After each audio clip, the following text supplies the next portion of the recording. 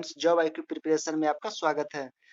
हम इस वीडियो में डिस्कस कर रहे हैं एनटीपीसी जीके के प्रीवियस ईयर क्वेश्चंस का द प्लेटफॉर्म बुक के वॉल्यूम 4 को। आपको बता दें कि हम डेली 2 प्रीवियस ईयर सेट का डिस्कशन करते हैं, एक मॉर्निंग 6 बजे और एक इवनिंग 7 बजे।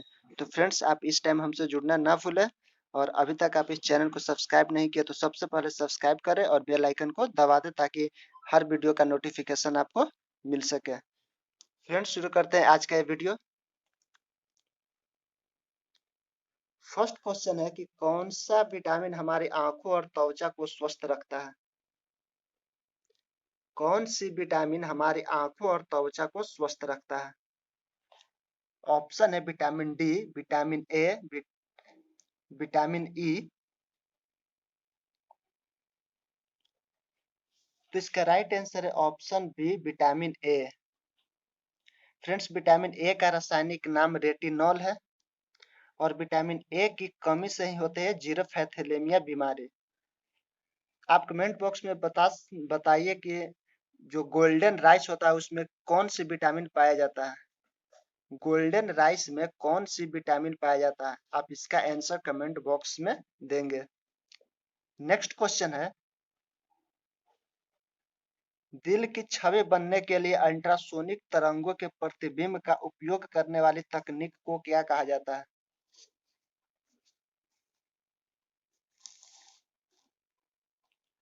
तो इस तकनीक को कहा जाता है इकोकार्डियोग्राफी। इकोकार्डियोग्राफी। जो सोनोग्राफी है, सोनोग्राफी, इसको कहते हैं अल्ट्रासाउंड। सोनोग्राफी को ही अल्ट्रासाउंड कहा जाता है। नेक्स्ट क्वेश्चन है,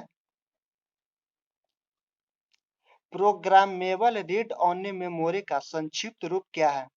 प्रोग्रामेबल रीड ओनली मेमोरी का संक्षिप्त रूप क्या है। तो ये है पी रोम। क्या? P ROM. और रोम का होता है रीड ओनली मेमोरी और रैम का फुल फॉर्म होता है read random access memory. Next question है, साधारण पदार्थों से स्वयं भोजन बनाने वाले जीव को क्या कहा जाता है। साधारण पदार्थों से स्वयं भोजन बनाने वाले जीव को क्या कहा जाता है। तो इसे कहा जाता है स्वपोषी। स्वपोषी। नेक्स्ट क्वेश्चन है कि निम्नलिखित में से कौन सा एक जीवाणु जनित रोग है। जीवाणु जनित रोग कौन सा है।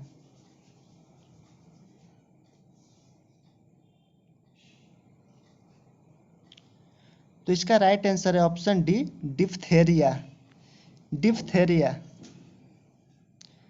फ्रेंड्स, क्वेश्चन नंबर 5 है कि निम्नलिखित में से कौन सा सुपर कंप्यूटर नहीं है। कौन सा सुपर कंप्यूटर नहीं है। तो इसका राइट आंसर है ऑप्शन बी, पीडीए। जो एक्का, परम और क्रे, ये तीनों है सुपर कंप्यूटर।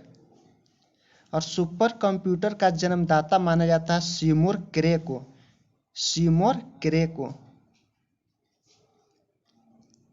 और भारत का प्रथम सुपर कंप्यूटर था परम, जिसको सीडेक पुणे ने बनाया था।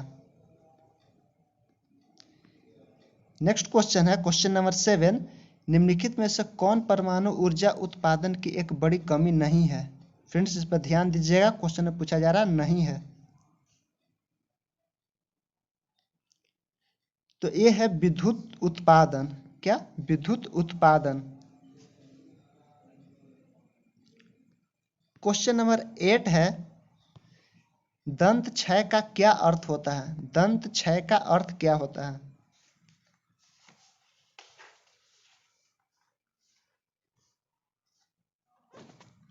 तो दंत क्षय का अर्थ होता है दांतों का सड़ना।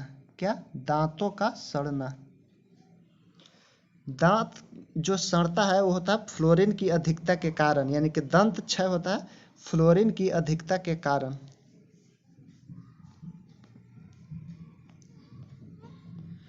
क्वेश्चन नंबर 9 है कि उस पुनरावृत्ति परावर्तन को क्या कहा जाता है जिसके कारण ध्वनि की निरंतरता का आभास होता है?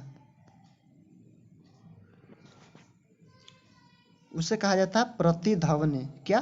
प्रतिध्वनि। प्रतिध्वनि सुनने के लिए श्रोता और परावर्तक सतह के बीच की जो न्यूनतम दूरी होती है वो होती है 17 मीटर। कितनी मीटर? 17 मीटर। नेक्स्ट क्वेश्चन है कि मैत्री और दक्षिण गंगोत्री नामक अनुसंधान केंद्र कहाँ स्थित है? मैत्री और दक्षिण गंगोत्री ये जो अनुसंधान केंद्र है वो कहाँ स्थित है? ये अंटार्कटिक पर स्थित है। कहाँ? अंटार्कटिका पर। जो दक्षिण गंगोत्री है इसकी स्थापना हुआ था 1983-84 में।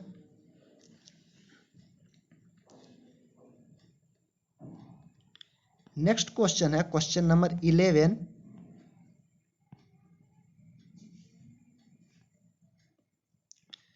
घेंघा का विकार किसकी कमी के कारण होता है?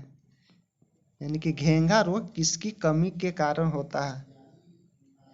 तो इसका राइट आंसर है ऑप्शन सी, आयोडीन। आयोडीन की कमी से होता है घेंघा रोग। नेक्स्ट क्वेश्चन है कि विद्युत स्थैतिक अवक्षेपित का जो प्रयोग है किसके नियंत्रण के लिए किया जाता है?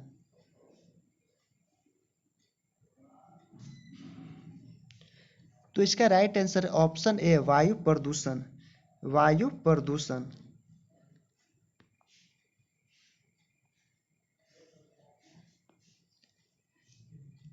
नेक्स्ट क्वेश्चन है कि DVI-1 क्या? DVI-1 किस प्रकार का सिग्नल पास करता है?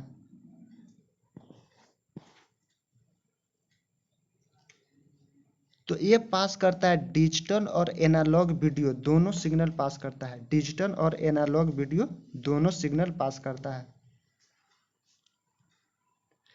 जो DVI है इसका फुल फॉर्म होता है digital visual interface. Digital visual interface. Question number 14 है मृत पोषी पोषण क्या है? मृत पोषी पोषण क्या है?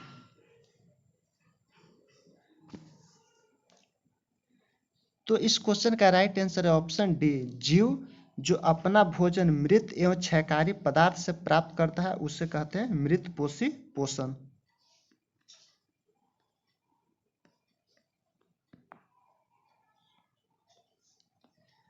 क्वेश्चन नंबर 15 है देशों के इनमें से किस युग में दो पक्षीय प्रणाली है? यानी कौन से देश में दो पक्षीय प्रणाली है?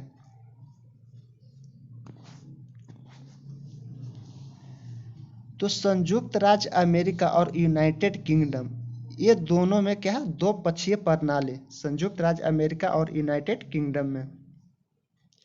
नेक्स्ट क्वेश्चन है कि केंद्र सरकार की आयुष्मान भारत योजना किससे संबंधित है?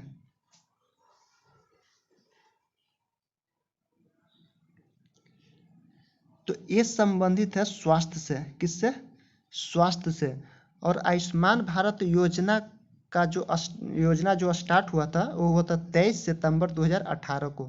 23 सितंबर 2018 को। और आयुष्मान भारत योजना के तहत भारत में 5 लाख रुपए तक का इलाज निःशुल्क किया जाता है। कितना का? 5 लाख रुपए तक का इलाज निःशुल्क किया जाता है।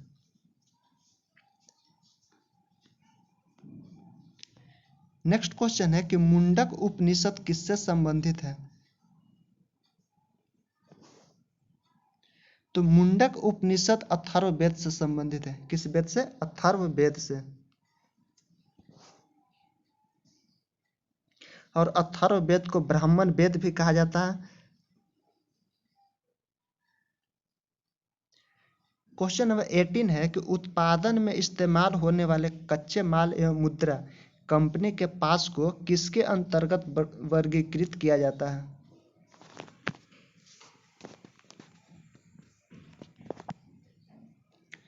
तो ये किया जाता है कार्यशील कोष पूंजी। कार्यशील कोष पूंजी।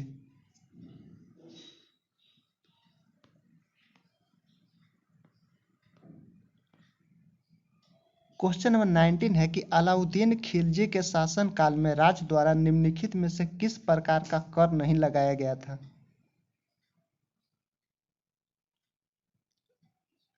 तो ये है लघु उद्योगों पर कर, लघु उद्योगों पर कर।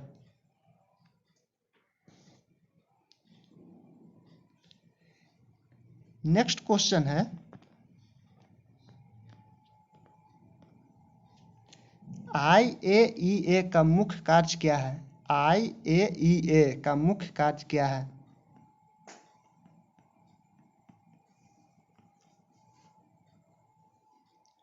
तो इसका मुख्य कार्य है कि यह विश्व भर में नाभिकीय ऊर्जा के शांतिपूर्ण उपयोग को बढ़ावा देना। विश्व भर में नाभिकीय ऊर्जा के शांतिपूर्ण उपयोग को बढ़ावा देना। और इसकी स्थापना हुआ था 1957 में, अंतर्राष्ट्रीय परमाणु ऊर्जा एजेंसी, इसकी स्थापना हुआ था 1957 में।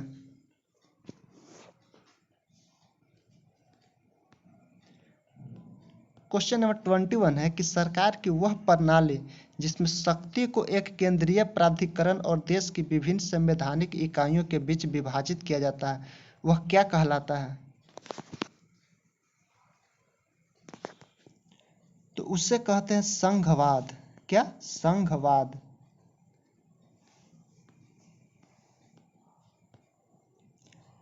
स्वतंत्रता मेरा जन्मसिद्ध अधिकार है और मैं इसे लेकर ही रहूंगा, इसका नारा किसने दिया था?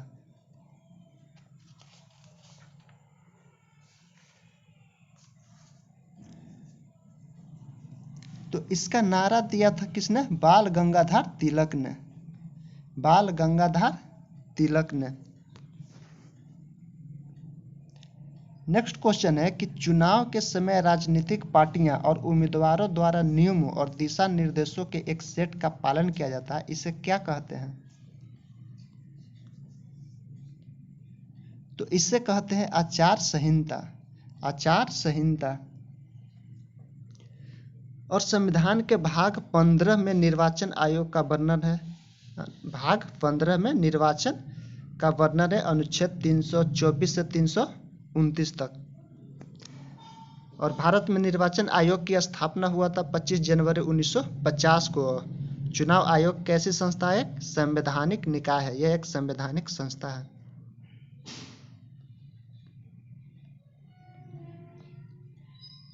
क्वेश्चन नंबर 24 है कि निम्नलिखित में से कौन सा स्थल बौद्धों के तीर्थ स्थलों में से एक नहीं है?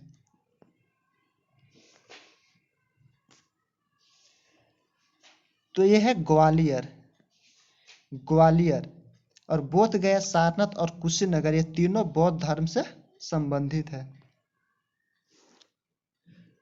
गौतम बुद्ध का जन्म 563 ईसा पूर्व में हुआ था।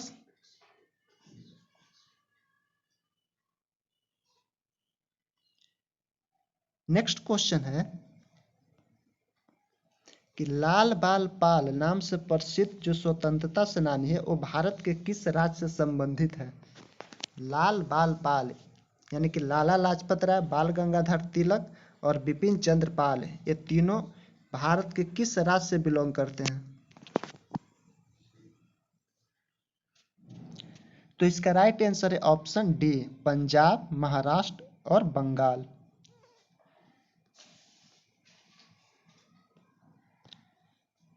नेक्स्ट क्वेश्चन है कि संस्कृत भाषा किस भाषा या परिवार से संबंधित है?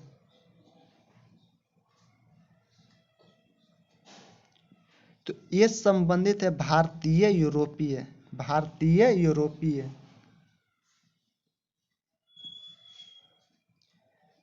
नेक्स्ट क्वेश्चन है कि सुप्रसिद्ध काव्य मेघदूत, मेघदूत किनकी कृति है? तो मेघदूत है कालिदास की कृति। कालिदास।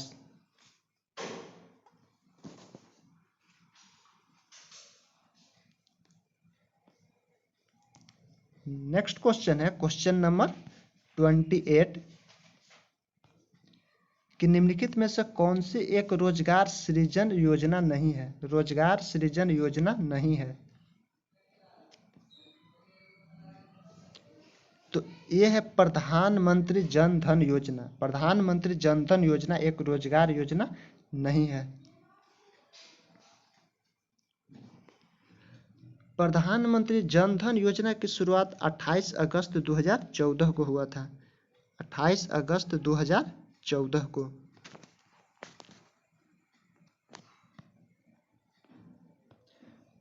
नेक्स्ट क्वेश्चन है कि तारों के विभिन्न समूहों द्वारा निर्मित विभिन्न पैटर्न क्या कहलाते हैं? तो इसे कहते हैं नक्षत्र। क्या? नक्षत्र।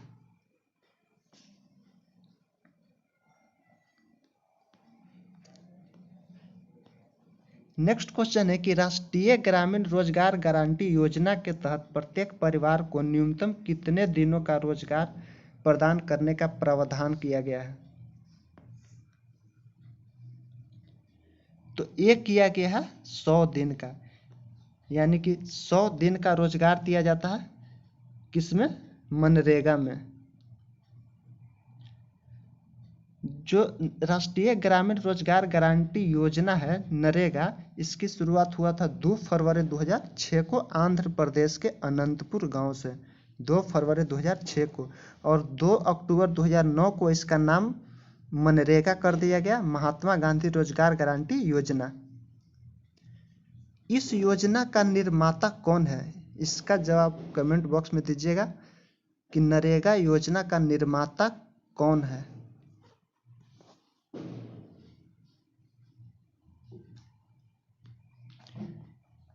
नेक्स्ट क्वेश्चन है कि एक कंपनी नियमित सेवाएं ज्यादातर अन्य देशों में मौजूद बाहरी स्रोतों से प्रदान करती है।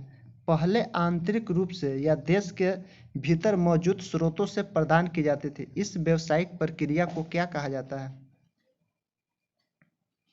तो इस प्रक्रिया को कहा जाता है आउटसोर्सिंग।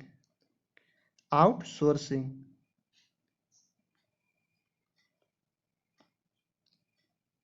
नेक्स्ट क्वेश्चन है कि वन जीव संरक्षण अधिनियम 1972 में कितनी अनुसूचियां हैं? फ्रेंड्स, ये क्वेश्चन बहुत इंपॉर्टेंट है कि वन जीव संरक्षण अधिनियम 1972 में कितनी अनुसूचियां हैं? तो इसमें 6 अनुसूचियां हैं। कितनी अनुसूचियां हैं? 6 अनुसूचियां हैं।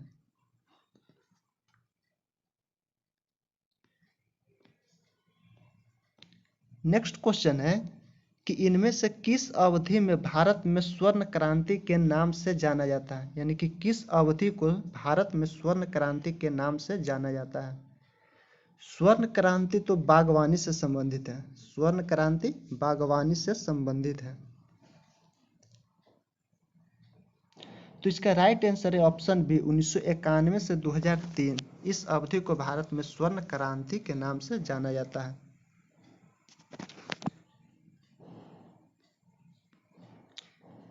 नेक्स्ट क्वेश्चन है कि दुनिया के क्षेत्र जो किसी एक राज्य के संप्रभु अधिकार क्षेत्र से बाहर स्थित है और इसलिए अंतर्राष्ट्रीय समुदाय द्वारा सामान्य शासन की आवश्यकता है के रूप में जाना जाता है।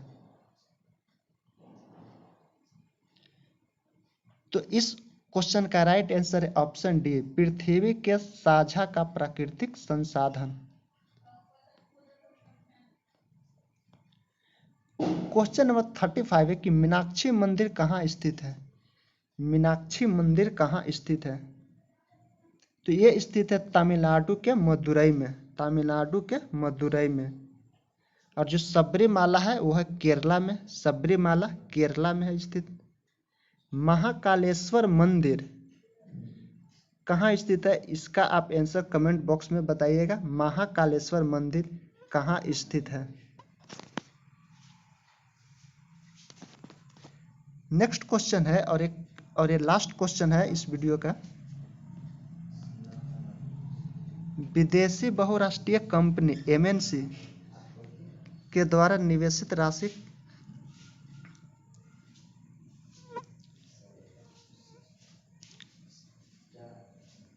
तो इस क्वेश्चन का राइट आंसर है प्रत्यक्ष विदेशी निवेश। प्रत्यक्ष विदेशी निवेश।